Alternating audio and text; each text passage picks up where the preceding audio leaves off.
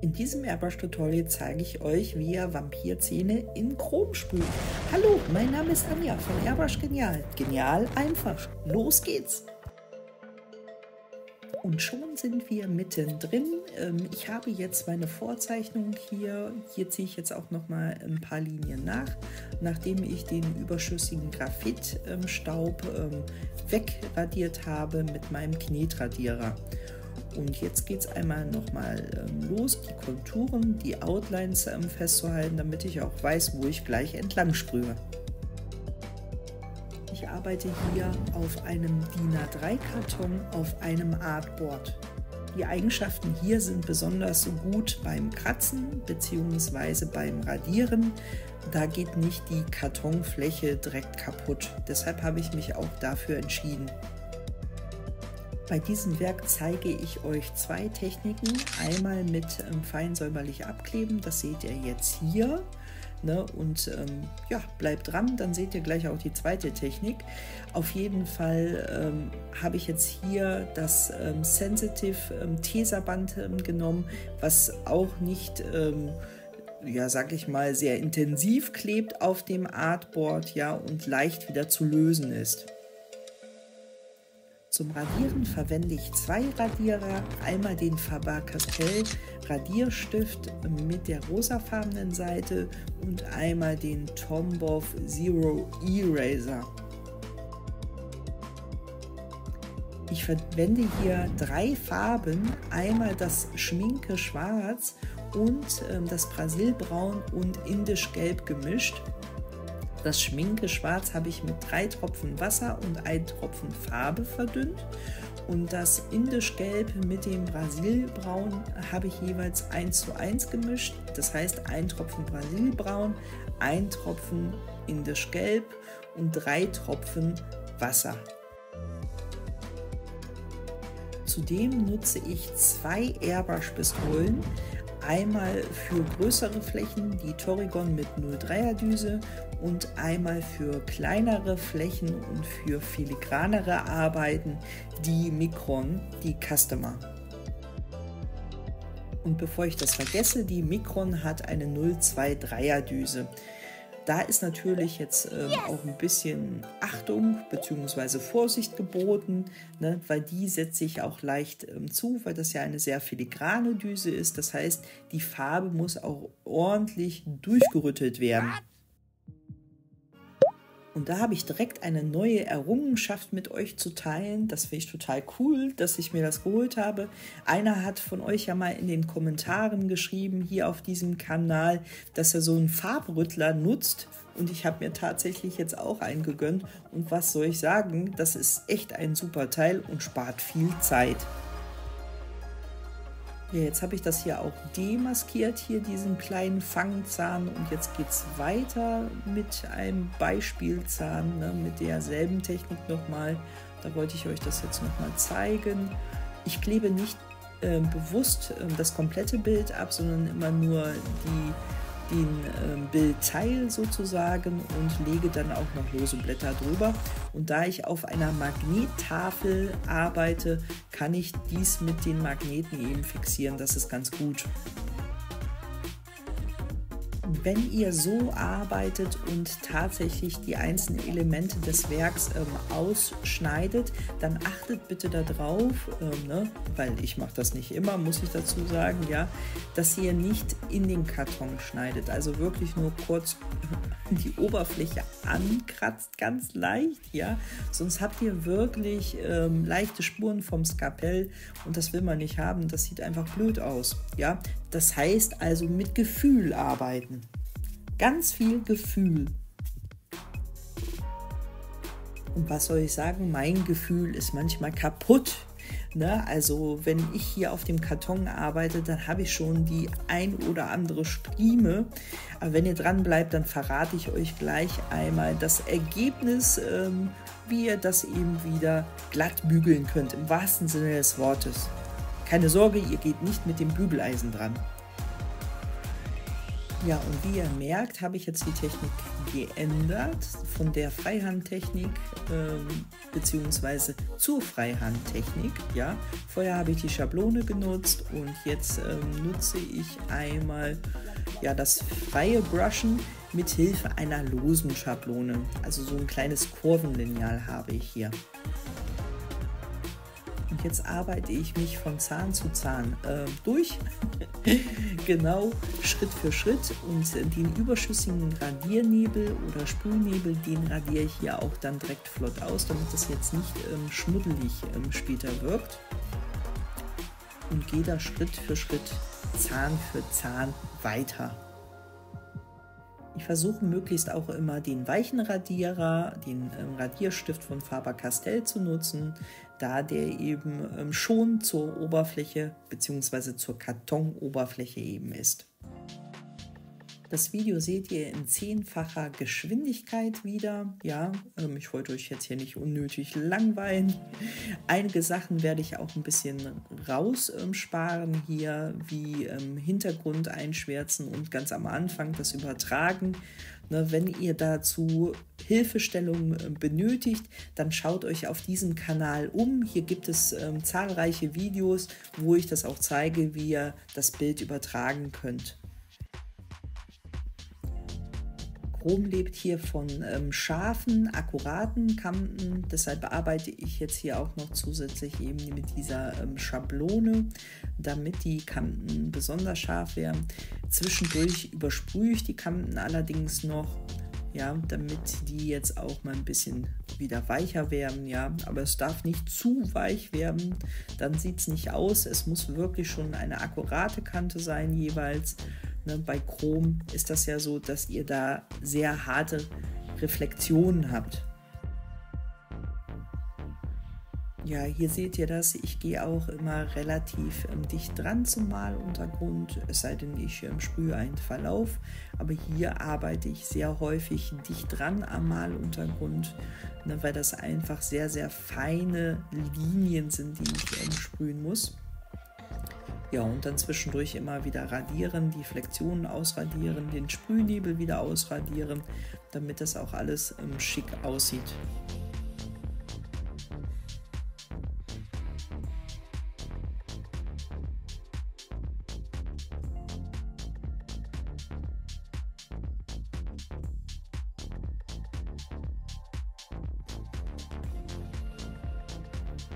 Jetzt geht es weiter mit dem nächsten Zahn. Und hier ist das genau dasselbe Prinzip. Ich arbeite hier mit der Schablone, gehe dichter dran mit der Sprühpistole.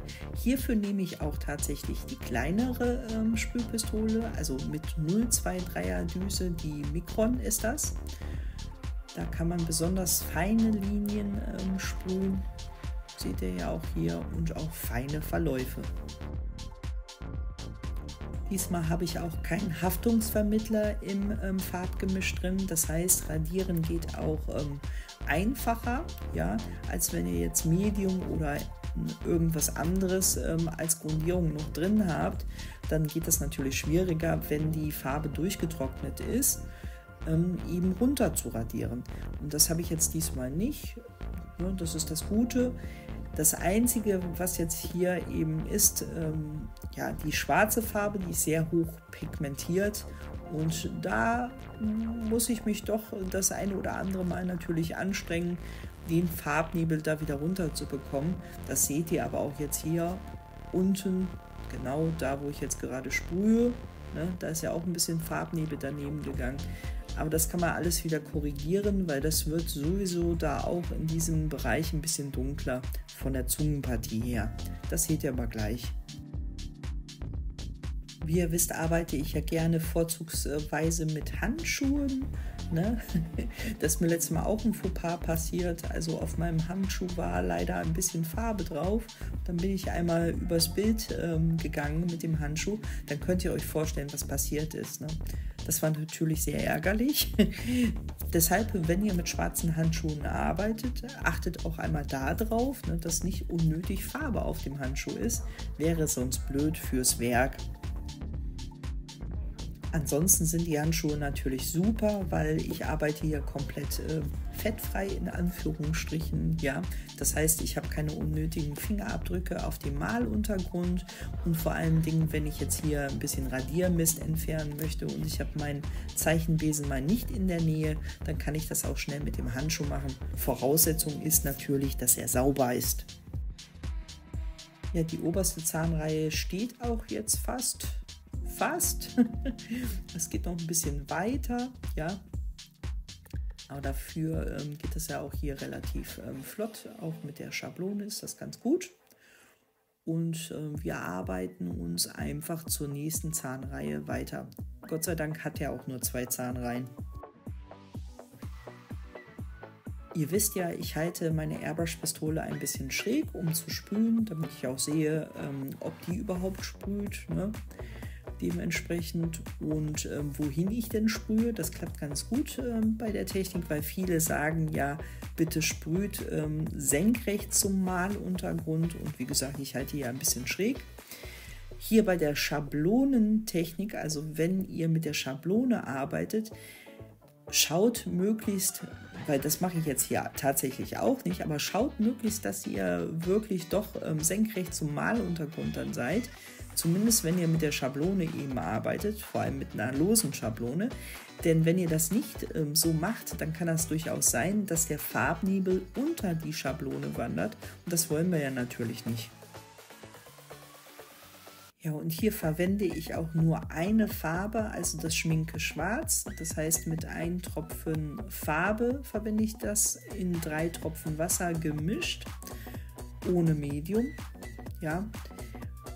Daher ist die auch ziemlich dunkel, weil ich habe die jetzt nicht so hoch verdünnt. Wenn ihr es natürlich dunkler haben möchtet, ne, habe ich mir auch zuerst überlegt, das mache ich dann später aber für den Hintergrund, das werdet ihr noch sehen, dann natürlich mixt das dann mehr mit Farbe. Ja, berücksichtigt nur, dass die Farbe natürlich auch fließfähig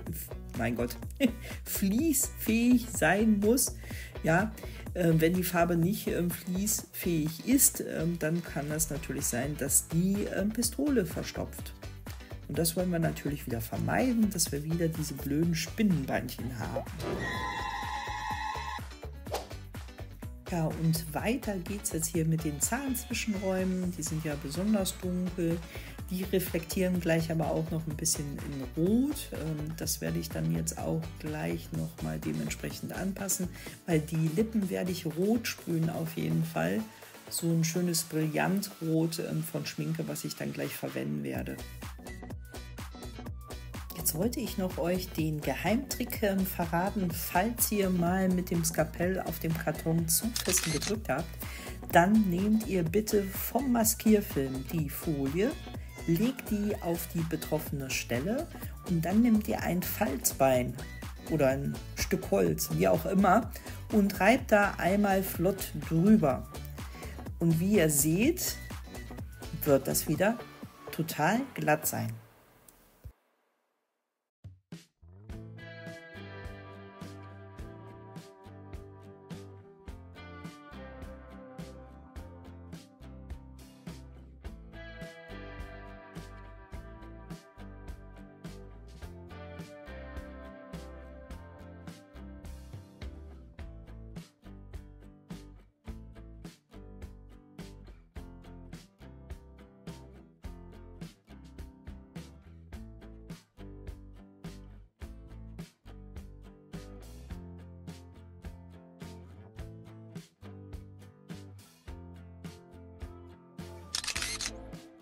Wenn ich feinere Linien ausradieren möchte, dann nehme ich jetzt hier auch diesen Mono Eraser, weil der einfach feinere Linien radieren kann. Der ist auch ein bisschen härter von der Spitze wie jetzt der von Faber-Castell. Na, wenn ihr das oder wenn ihr euch den kaufen wollt, dann berücksichtigt das bitte, dass der eben ein bisschen härter ist von der Spitze her. Aber dafür ist er auch gut geeignet, dass man dann eben diese feinen Linien ausradieren kann. Kann ich also nur weiterempfehlen. Jetzt gehe ich über die dunklen Reflexionen nochmal mit Schwarz drüber, damit ich das jetzt hier alles einfach nochmal akkurater sprühe, ja, und die Reflexionen schön rauskommen.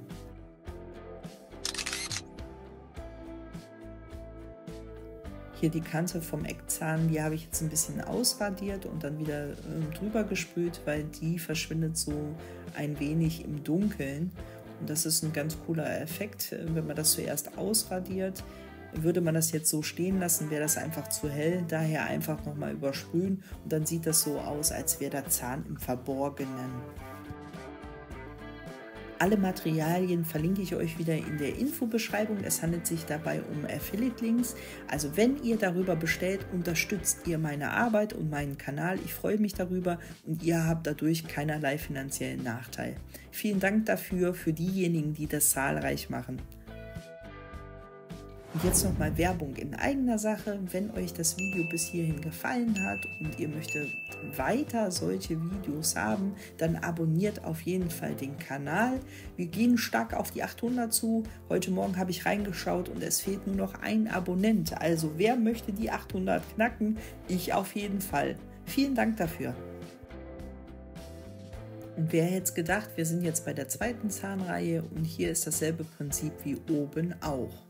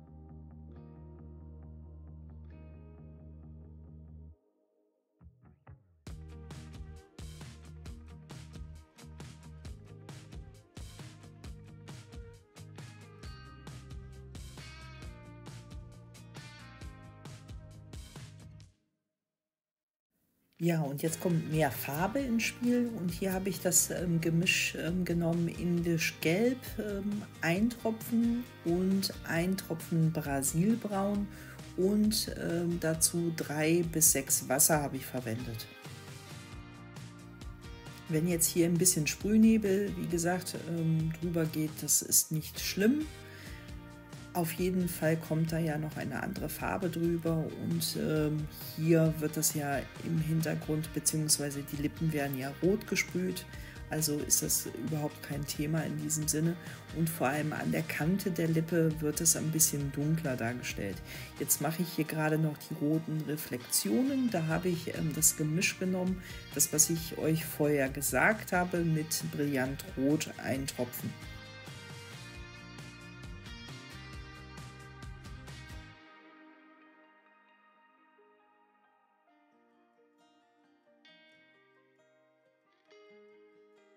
Für die Lippen verwende ich jetzt hier ein Brillantrot und das wirklich in reiner Form, also sprich 3 Tropfen Wasser habe ich hier verwendet und 1 Tropfen Brillantrot.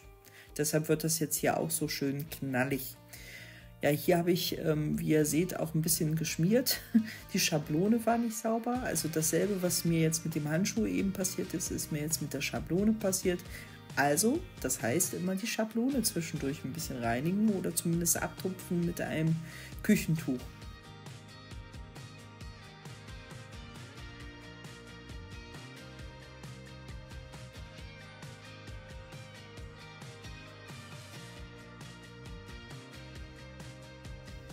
Ja, jetzt wirkt das noch gar nicht so knallig von der Farbe her. Das wird aber sich gleich noch ändern. Bleibt da auf jeden Fall unbedingt dran, dann seht ihr auch das Endergebnis, weil das wird auf jeden Fall noch intensiver. Ich werde hier auch mit mehreren Schichten arbeiten. Schaut mal, wie ich das jetzt hier gleich aufbaue, ne, damit auch die Struktur der Lippen eben reinkommt und es zu einem 3D-Effekt kommt. Erstmal radiere ich jetzt wieder die Helligkeiten von der Lippe aus. Oben rechts hat es ja ziemlich starke Helligkeiten, links ebenfalls. Ne? Und das werde ich jetzt hier abwechselnd einmal mit den Präzisions-Eraser machen und einmal mit den weichen von Faber-Castell.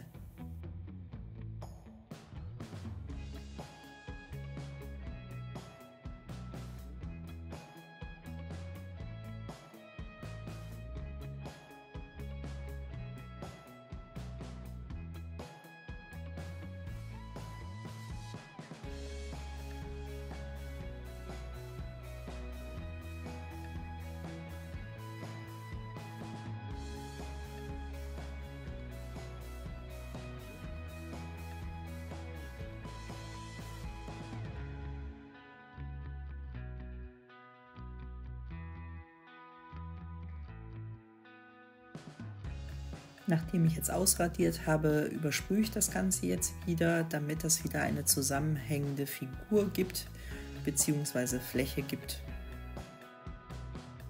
Und jetzt seht ihr auch, dass die Lippenfarbe jetzt sich verändert und dementsprechend auch knalliger wird.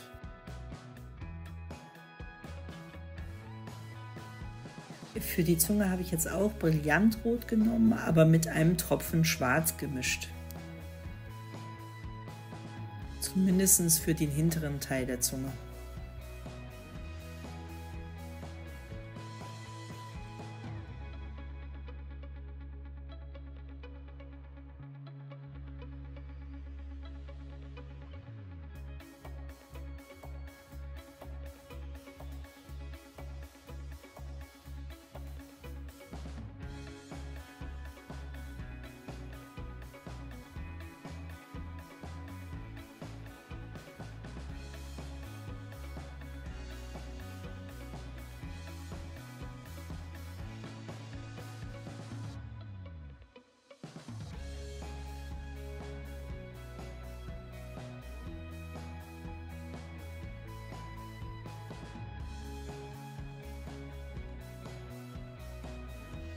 Wenn ich radiere, dann immer mit der Lippenform, damit es auch naturalistisch aussieht.